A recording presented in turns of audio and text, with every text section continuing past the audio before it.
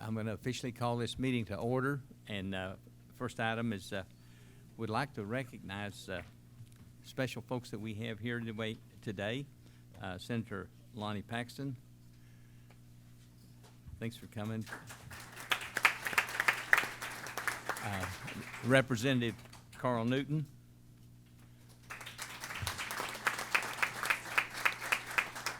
Gary Ridley. John Cox from the Trust.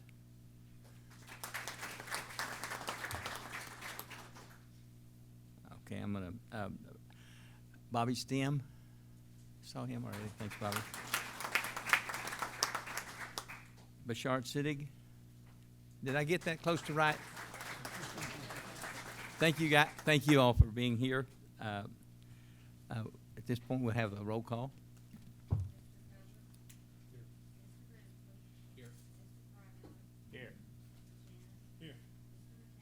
Here. Here. Mr. Alexander. Mr. LaForge. Here. Mr. Peterson. Here. At this time, I'll turn the floor over to Mr. Gatz. Thank you, Mr. Chairman, Commissioners. One of the efforts that the department has really put a lot of focus on in recent years is our GIS system. And GIS, you know, the mapping and the information systems that represents, it's been around a while, and during its infancy, it was really about trying to create the map and then being able to attach the data to the map. It's different today because the map is the easy part now, but crunching the numbers and putting the data and associating that with a map in a manner that's accessible, you know, through your website or whatever, and that makes sense is really, really a challenge. And we were recognized for our online mapping system from a company called Esri. That's kind of the company that manages a lot of the GIS systems across the country. And I'll read this summary, but the Department of Transportation Strategic Asset and Performance Management Division, GIS Management Branch, was recently recognized with a prestigious award from Esri, an international geographic information systems and mapping products company. The presentation of the Special Achievement in GIS Award was made at the recent 2019 Esri User Conference in San Diego, where ODOT's Map and Data Portal website was recognized as a standout among more than 100,000 other products.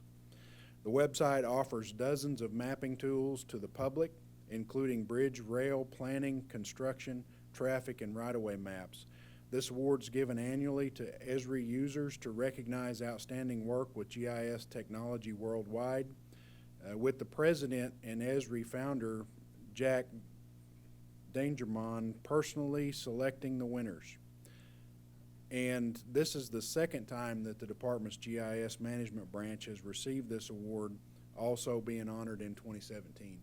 And again, for the department to communicate our investment strategies and what we're trying to accomplish and to provide information in general out to the public is something that's really, really important to us.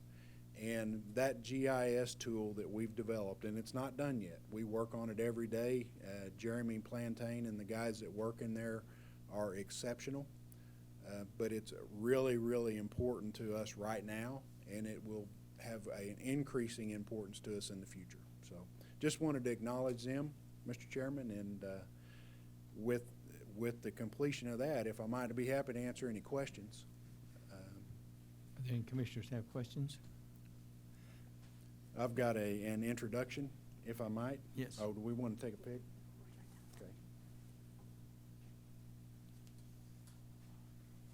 Is Jeremy and the guys in the room? Okay. We're going to get Matt and to come forward, Mr. Chairman, if you want to come down and take a picture real quick.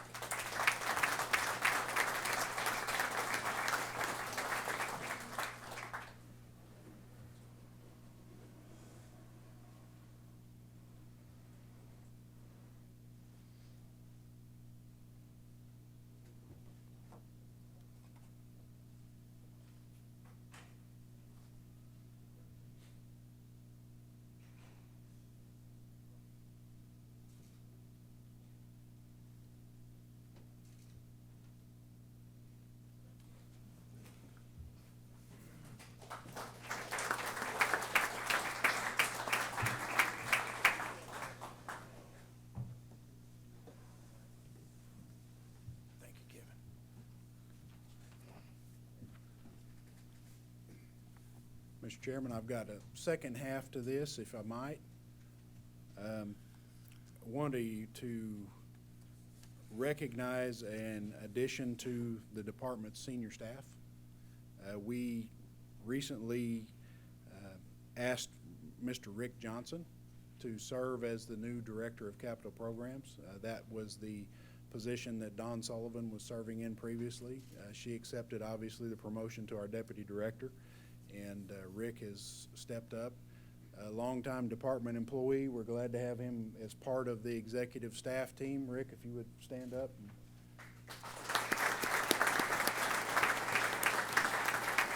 Certainly invite you to the podium to address the commission, Mr. Chairman, if you're okay. Yes, sir. Rick? Appreciate it, Mr. Chairman, members of the commission. Serving in this new capacity, I look forward to doing that and serving, at your will and discretion. Is happy to answer any questions that you might have, and looking forward to, moving ODOT forward. So appreciate the opportunity to address you. So. Are there any questions? What does the Director of Capital Programs do? Yes, sir. So I'm over a number of divisions throughout the state, but primarily I'm over all of the construction projects that you see. 8-year construction work plan, asset preservation. I'm also over planning and research, so a number of those initiatives in delivering construction projects for the agency. So. Lots. Yeah. Busy. I have a second announcement, if you'll give me the latitude, for my replacement in Project Management Division. So I'm pleased to announce the selection of Mr. Daniel Wynn as our new department head for our Project Management Division, who's responsible for the 8-year work plan. And Mr. Wynn began his career with the agency in 2006 as a chemical laboratory scientist in the Materials Division. He also served as the construction auditor in Division 4 and as our Division 4 project manager. Mr. Wynn received his Bachelor of Science in Chemistry from Oklahoma State University, his MBA from the University of Central Oklahoma. He also has a project management professional certification, as well as his professional engineer's license. So if you would, please help me welcome Mr. Daniel Wynn to his new role.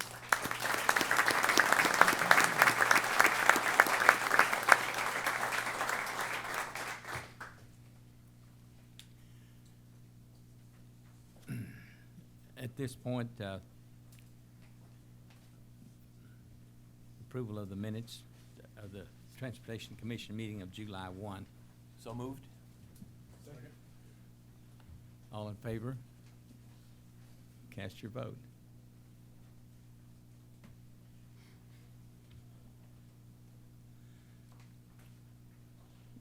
We had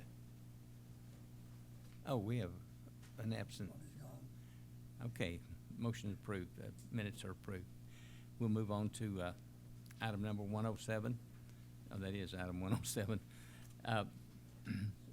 Today on the consent docket, rather than a formal adoption of the consent docket, item 108B has been pulled from the docket for comment, and Representative Newton would like to speak to that issue.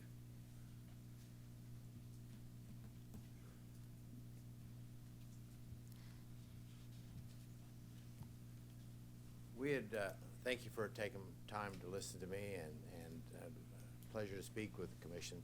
412 between Woodward and all carries on out to Orion and in there, but between Woodward and Bausch Junction Highway 281, majority of that, probably 95% of that, is 4-lane between there. It's one of the major arteries for northwest Oklahoma, and the average speed is, driving it many times, is at least 70 miles an hour. And so I don't see there's any safety risk, and would like to see that moved to 70 miles an hour in that area between 412 and Woodward. Okay, thank you. I thought you were coming to object, so. No. Okay. No, I'm very much in Well, favor of that. And then I'm going to go ahead. It's on consent docket to be approved, so Yeah, I'll okay. just move on with it. Would you like to speak to that issue about that piece of the road? If I might, Mr. Chairman, what I would recommend, if I might, is that we take item 108B as a separate item and remove, if you would, entertain a motion to approve the consent docket with the exception of 108B. Okay. And then upon the approval of the consent docket, we'll take 108B up as a separate item. And that'll give the commission an opportunity to ask questions about the speed study and give the department an opportunity to provide better information. Okay. That would be my recommendation. I make a motion, we approve the consent docket, except remove 108B for later discussion. All in favor, please vote.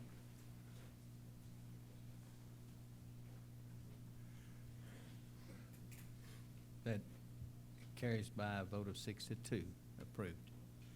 At this time, would you come forward and just address how that decision has been made and the condition of that road? Mr. Chairman, I think it would be appropriate to call for item 108B to be taken up as a vote. Okay. And I need a motion for item 108B to be approved and open for I make a discussion. motion, we approve item 108B from the consent docket. And I make a second. Okay. At this point, Yeah. Discussion. Mr. Chairman, if I might, I would invite Mr. Chad Penley, who is our traffic engineer, to the podium to answer any questions that the commission might have about that particular section of highway or the context of the speed study that we did to support the recommendation to raise the speed limit. Chad, if you would. thank you, Chad. Morning, Mr. Chairman, members of the commission. Item 108B is for the raising of the speed limit on US 412 to 70 miles an hour from the existing 65. Also kind of cleaning up some of those transitions in Woodward and Moreland as it transitions from that 70 miles per hour. But speed studies were conducted out there. 85th percentile speeds were running 70 or above out there. We also did look at collision analysis in that area, and we looked at the roadway geometrics, and our recommendation is to raise that speed limit to 70 miles per hour on the 4-lane divided sections. Be happy to answer any questions. I have a question. I guess this is on. My concern is that 412 is a east-west artery that carries a heavy amount of truck traffic. And I guess I'm struggling with the fact that we're raising the limit to where these 80,000-pound trucks can go on a non-interstate highway and travel at 70 mile an hour, and a lot of them, as you know, will run 75 mile an hour. And in my mind, I have a safety concern as well as increased wear of the highway when we allow 80,000-pound trucks to go that speed on a non-interstate highway. Yes, sir. And back to the collision data that we did look at in there, the accident rates along those stretches of highway are actually below the statewide averages. I can't speak to the exact amount of truck traffic volume percentage that's out there, but again, you know, as you mentioned, many of those trucks are probably already doing 70 plus miles per hour. So establishing this speed limit, what we like to do is try to get the overall speed and to match more closely to that 85th percentile.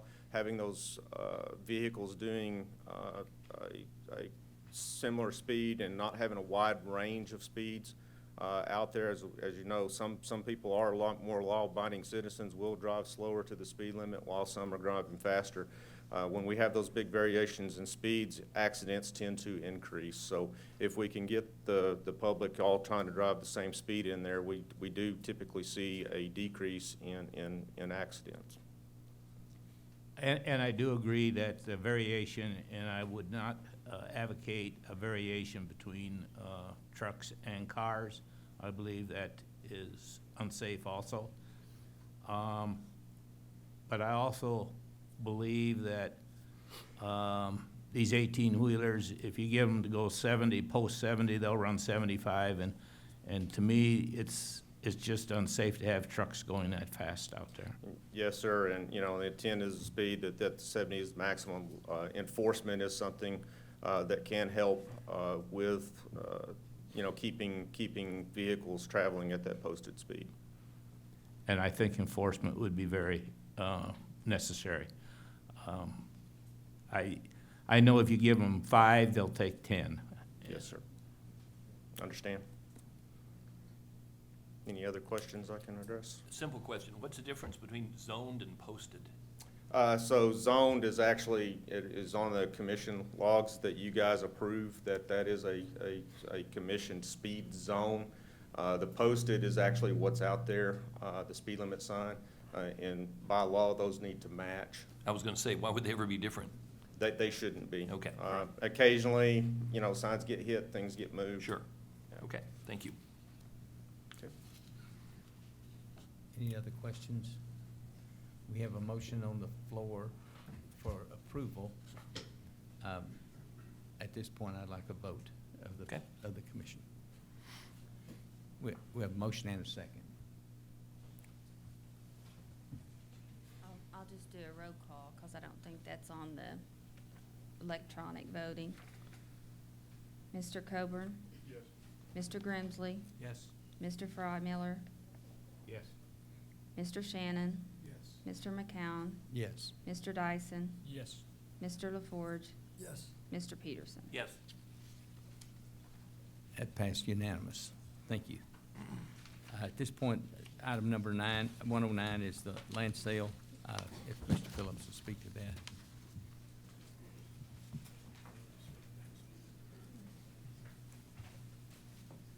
Mr. Chair, item 109 was part of the consent docket approval, so we're at 110. Okay.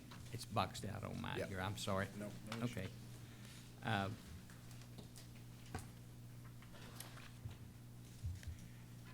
Item number 10. Okay. Thank you, Mr. Tigley. Good morning, Mr. Chairman, members of the commission. Item 110, I have one engineering contract this month. This is a statewide, all districts. This is our on-demand cultural resources, inventories, evaluations, and mitigation proposals. We've selected 6 firms to provide this information. These firms are going to be utilized as an as-needed basis. They are Amatera Environmental, Blanton and Associates, Cox McLean Environmental Consulting, Integrated Environmental Solutions, Mead and Hunt, and Wood Environment and Infrastructure Solutions. The aggregate not to exceed for these 6 contracts is $1.8 million, basically $300,000 each. Approval is recommended. I'll try to answer any questions if you have any. Tim, remind me why we do this, approve it in advance, as opposed to having a specific need and then say, okay. Yes, we can go ahead and pull from this list as needed. So when we're doing any type of project that's going to be involved with this type of demand contract, we can just go down the list or select who we need to do this work for us so we can get our projects approved It's just quickly. less cumbersome if we Yes. approve these in advance. Yes. Understand. Any questions? Any other questions? If not, I need a motion for I'll make a approval. motion to approve. All in favor? Do you want a electronic vote on this? Okay.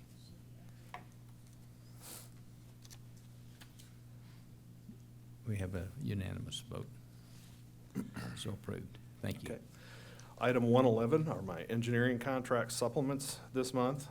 I have 3 of those. Part A is a statewide all districts on-demand planning studies. This supplement is with Garver. The total aggregate increase for this contract supplement is $200,000, bringing the total for 3 contracts to $950,000. Part B is a statewide all districts on-demand land surveying supplement. We've selected 6 consulting firms in the past to provide this land surveying. The supplement is with Carroll Surveying Services, CEC Corporation, Frontier Land Surveying, Heartland Surveying and Mapping, Keystone Engineering and Land Surveying, and Whitehawk Engineering and Design. The total aggregate increase for these contracts is $1.8 million. It's an additional $300,000 per contract. And finally, Part C is a statewide as well. All districts are on-demand state bridge rehab.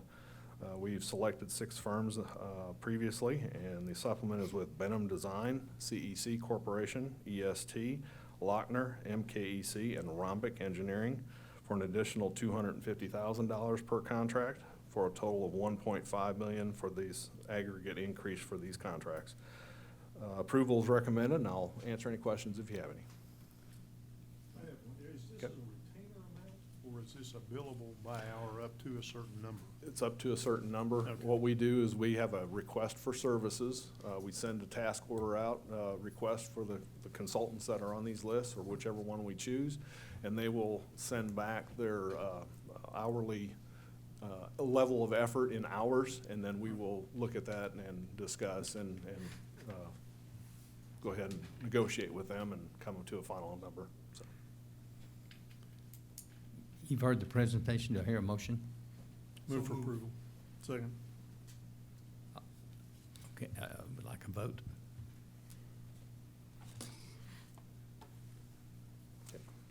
thank you, gentlemen. Thank you. You're not voting. Huh? You're not voting. You haven't been voting the last two. Well, I'm punching my button. and it's- Yeah, it should be number 2. It's showing you're a no vote. Oh, I'm punching somebody else's up. I'm down here. What? It's the number 2, Gis. Huh? Number 2 button? Well, it shows me not voting too. I voted. Okay. I'll do better.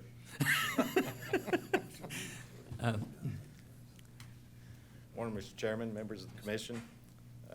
I'd like to present item number 112, parts A through H.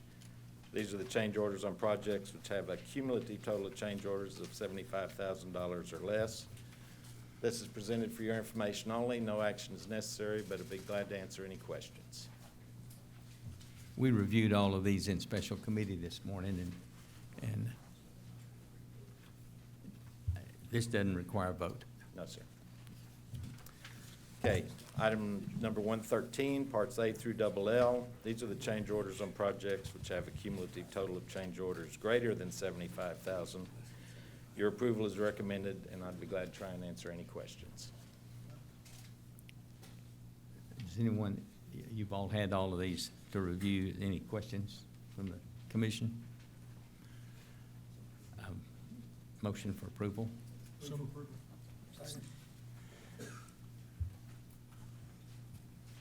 Watch and see who votes. Okay, got it right that time. Bobby voted. Good. Oh, Thank you, guys, for Thank you. putting up with me up here. He's not on the list now. Yeah.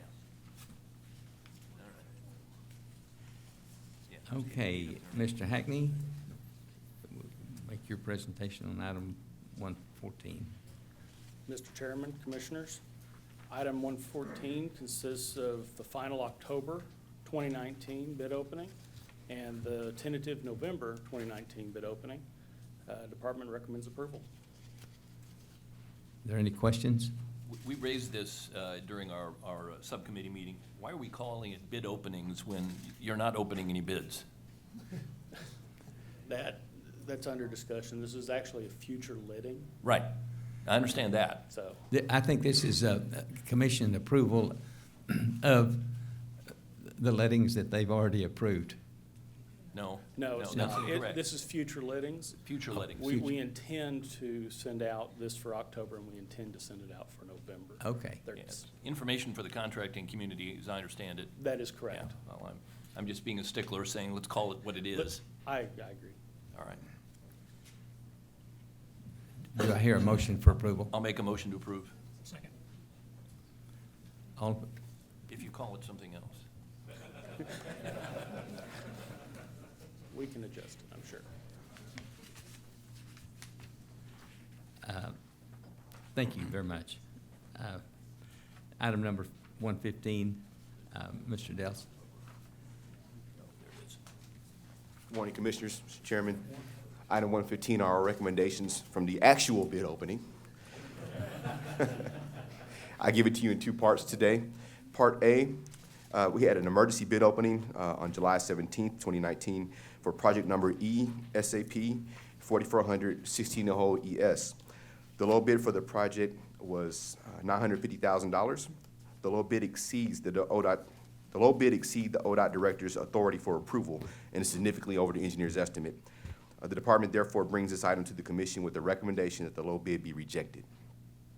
Part B of agenda item 115 are recommendations from the July 25th bid opening. It is recommended that the following items from that bid opening, referred to by call order, be awarded.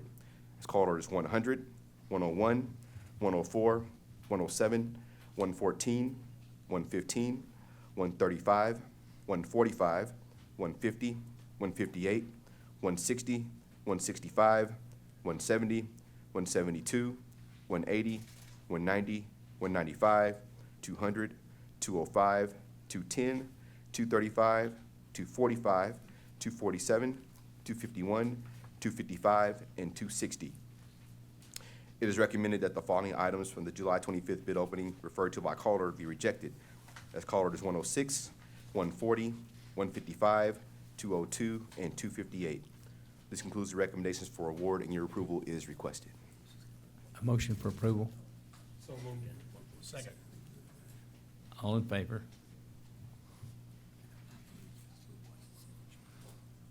Thank you. Thank you, Commissioners.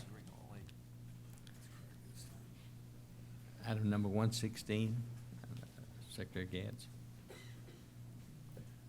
Mr. Chairman, Commissioners, have a couple of items that are related to declaration of emergency. On June 27th of 2019, an overheight vehicle traveling eastbound on Interstate 44 struck the southbound portion of the US 169 bridge, damaging 3 beams and the median pier cap. A collision by the overheight vehicle with another vehicle caused a fire that damaged the pavement of Interstate 44 and the concrete median barrier wall between the collector distributor road and Interstate 44 at that location. I declared an emergency for this location on July 2nd of 2019 in order to effect emergency repairs. An emergency contract for project ESAP 4400-059 ES was entered with Flame On Incorporated to perform emergency heat straightening repairs on the damaged steel I-beam bridge beams on July 3rd, 2019. The flame straightening repairs were completed 4 days early on July 12th of 2019 for a cost of $242,000. A highway construction contract for project ESAP 4400-060 ES will be let for bid on a regular letting to repair the damage to the roadway pavement and the concrete barrier wall and the median pier cap on September 19th of 2019. These repairs will be completed as soon as possible. The department will seek recovery of these costs from the vehicle insurance carrier. Be happy to answer any questions about that one. That was again, project of particular concern because of the damage to the steel bridge beams, and we needed to get it repaired quickly. Are thankful that that went very well. This is a no vote item. It is a no vote. These are So informational only. Any questions on it? You'll move on to item 117. 116B, and the Part B of this is the ODOT Field Division 5 personnel closed the I-40 frontage road near milepost 19 in Beckham County on Wednesday, May the 8th of 2019 due to flooding caused by heavy rain at that location. The heavy rainfall caused erosion of the roadway slopes that undermined the roadbed and the low water crossing, thereby destroying the roadway surface and rendering the road unsafe for travel. On July 17th of 2019, in consultation with the ODOT Chief Engineer, I declared an emergency to repair the damaged roadway in accordance with Title 61 of the state statutes. Under the authority of my declaration, the department is authorized at this time to issue an emergency contract to effect the required repairs necessary to reopen the frontage road. The estimated cost of the repairs at this time is $350,000. Be happy to answer any questions, Mr. Chairman. Any questions? If I might proceed with the director's Yes, report, yes. Mr. Chairman. The first thing on our list is the Federal Highway Administration, as a result of the flooding, a couple of emergencies that were just described, and you've certainly seen more than those out there that were related to the flood event, but FHWA offered a rapid resilience assessment team to come into Oklahoma, take a look at the conditions that were experienced and offer some insight. And I want to thank the FHWA and Division Administrator Basharat Siddiqui. Basharat, thank you for offering that expertise. That team will come in, and they worked with a couple of our folks that really led the effort, Leslie Lewis and Scott Armstrong. If you guys might stand.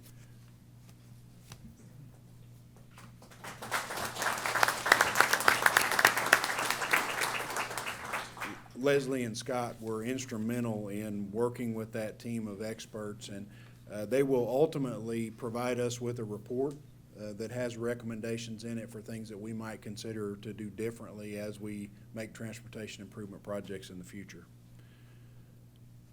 You received a recommendation this morning to award US 69 Fast Lane project. And as you are certainly well aware, that's a major corridor for commerce and an economic driver in eastern Oklahoma. And it carries interstate level traffic, especially when considering the level of truck traffic on it. Thanks to the grant, the Fast Lane grant, we were able to accelerate that project and get our arms around an improvement that certainly would not have been possible without that extra revenue. We want to thank the citizens of Oklahoma and Bryan County, especially for their input in the Choctaw Nation, and our congressional delegation for supporting the project and bringing the level of insight into the type of improvement that was going to be required at that location to meet everybody's needs, including the travel and public and the residents and businesses that are along that corridor. So we really appreciate your support for that project. We're looking forward to getting that one under construction. This past week, the federal funding reauthorization was advanced on the Senate side through the Environment and Public Works Committee, certainly with the help of Senator Inhofe and his insight. The new bill is called the America's Transportation Infrastructure Act, and it was passed unanimously out of EPW. It would authorize 5 years of federal transportation funding with more than $4 billion allocated to Oklahoma over that 5-year window. The estimates currently would estimate that it could bring as much as $100 million additional revenue a year in the form of federal funding to transportation improvements in Oklahoma. And again, that bill is focused on streamlining, it's focused on improving efficiencies, and most importantly, it's focused on increasing investment, which we absolutely have to continue to support the transportation system that we're going to need across this country. So again, that was an exciting movement in the Congress. Still plenty of work left to do on it, but through, again, Senator Inhofe's guidance, we're off to a great start. The department is also undertaking a long-range transportation plan initiative, and we've got a survey out there right now.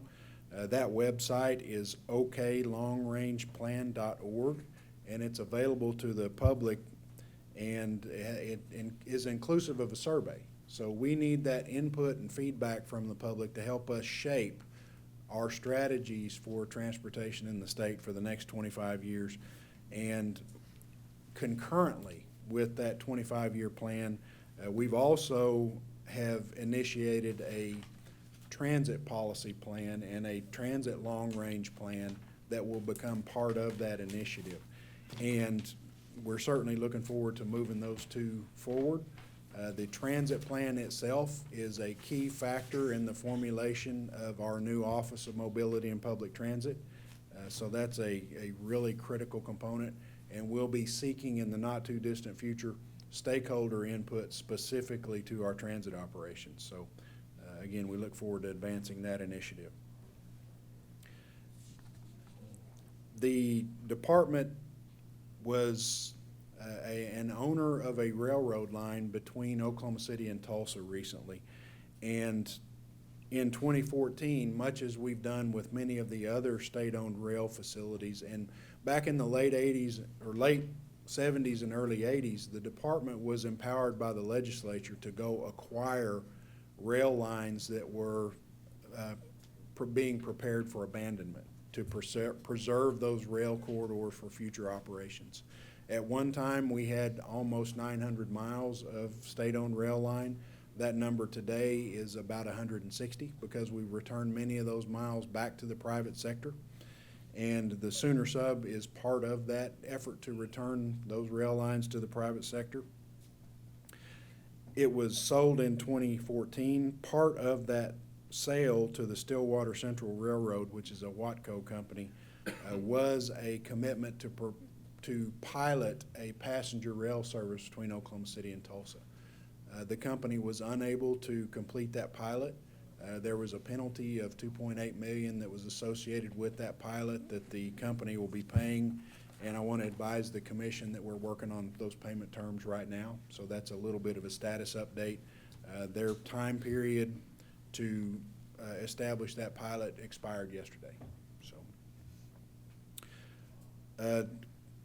want to recognize the effort between Purcell and Lexington. We just cut a ribbon on that bridge between the two communities over the South Canadian River.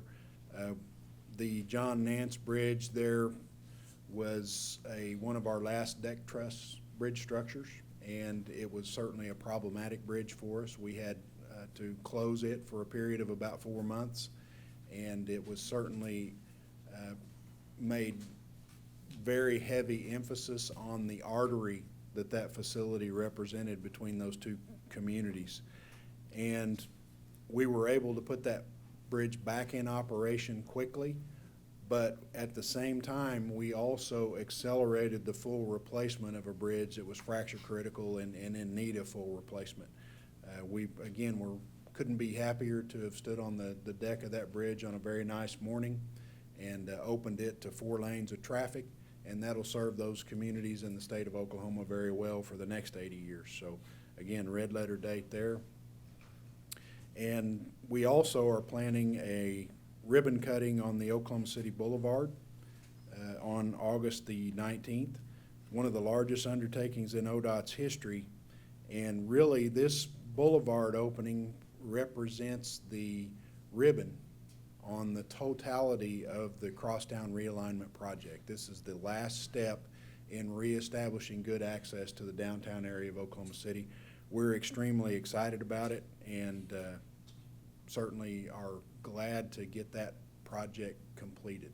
And I think if you look at the activities that are going on there in Oklahoma City, with the opening of a new park and work on the convention center area, the timing is exceptional to reestablish those important transportation connections. So we're looking forward to that. And then lastly, I want to recognize a couple of Division 8 employees in the Division 8 office. A few weeks ago, a delivery person was at our shop there at Division 8 and suddenly collapsed and fell down some stairs due to a medical episode. ODOT employees Nat Burgess and Don Kosanke performed CPR and treated a head wound and were able to get him breathing again. Paramedics were able to respond and transport that individual to a higher level of medical care. But we are so thankful that we have dedicated employees out there that have the training to be able to accomplish what those two individuals did, and we certainly wanted to recognize their efforts this morning. With that, Mr. Chairman, I'd be happy to answer any questions that anyone on the commission might have. Any questions? Thank you. Thank you. At this point, if there are no other questions from the commission, I'm asked for a motion for adjournment. So moved. All in favor? We're adjourned. Thank you, folks, for coming.